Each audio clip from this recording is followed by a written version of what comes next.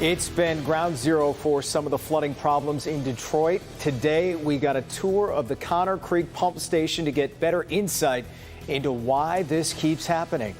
The Great Lakes Water Authority says the pump station is nearly 100 years old and needs upgrades. Officials say it can handle a lot of water, but they blame a perfect storm of problems for why it's overwhelmed, and homes are flooding over and over again.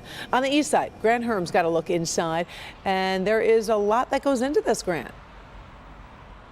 Yeah, there's a lot that we haven't seen before here. They were trying to explain to us the problem with all of this flooding. They say it's because of the heavy, intense rains that we've been getting, but it's a lot more complicated than that. It's the age of these facilities. It's the power supply to them and a circle of blame going around about who's the most responsible.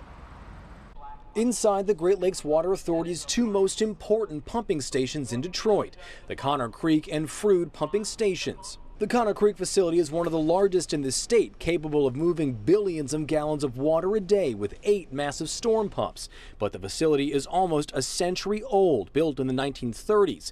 It's also not deep enough for modern standards, meaning water from sewer lines underground needs to rise nearly 80 feet before they can even turn on the pumps. A long enough wait for neighborhoods and homes to flood. At the Frood station down the street, it's much more modern, built in the 1950s. While this station is smaller, it's the first line of defense for GLWA's system in Detroit, capable of starting up in just 5 minutes in the event of flooding. It's not the volume as much as it is the intensity. The intensity is what is creating the problem, and the intensity is the change that we're seeing in the climate. Both stations had power issues during the worst storms this summer, which they blame on DTE power outages. There are generators on site, but not enough to keep the stations running at full power. The authority's CEO says they're in weekly productive brainstorming with DTE, the city of Detroit, and MDOT to fix these problems. Bringing the technical people to the table, brainstorming about what it is that we need to do. They're just not easy answers, right? So, but there's a lot of good, productive conversation happening. I can assure you of that.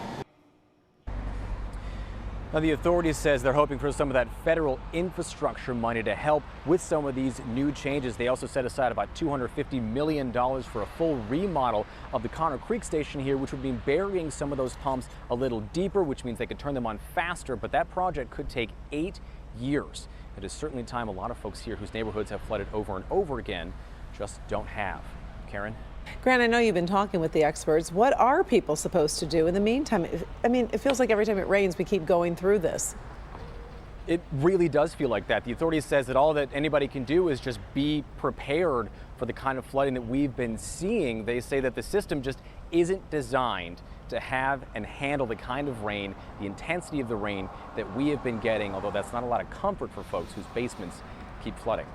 All right. Thank you, Grant. Meantime, FEMA assistance for those affected by recent storms in Michigan closes in 2 weeks. The deadline is September 13th. Now, this applies to Washtenaw and Wayne County residents who were impacted by the June 25th to 26th floods and storms. FEMA assistance may include grants for temporary housing and emergency home repairs. If you would like to register for assistance, we've posted information on our website at clickondetroit.com.